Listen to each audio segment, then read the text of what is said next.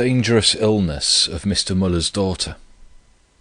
In July 1853, it pleased the Lord to try my faith in a way in which before it had not been tried. My beloved daughter and only child, and a believer since the commencement of the year 1846, was taken ill on June the 20th. This illness, at first a low fever, turned to typhus. On July the 3rd there seemed no hope of her recovery.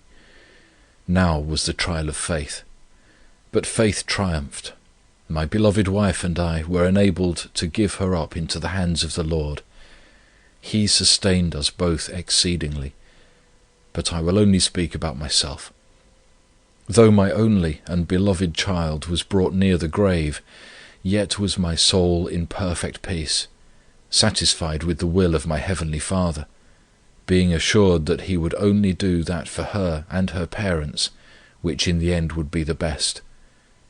She continued very ill till about July the 20th, when restoration began.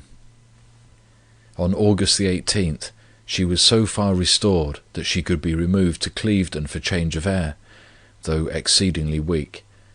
It was then 59 days since she was first taken ill. Parents know what an only child, a beloved child is, and what to believing parents an only child, a believing child must be. Well, the Father in heaven said, as it were, by this His dispensation, "Art thou willing to give up this child to me?" My heart responded, "As it seems good to Thee, my Heavenly Father, Thy will be done." But as our hearts were made willing to give back our beloved child to Him who had given her to us, so He was ready to leave her to us, and she lived.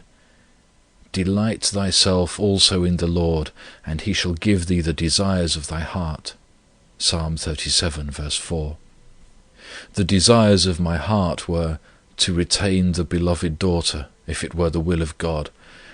The means to retain her were to be satisfied with the will of the Lord.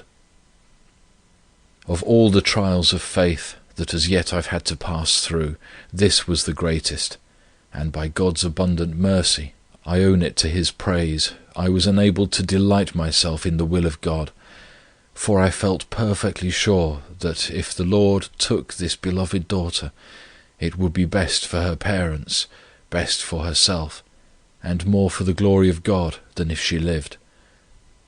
This better part I was satisfied with, and thus my heart had peace, perfect peace, and I had not a moment's anxiety. Thus would it be under all circumstances, however painful, were the believer exercising faith.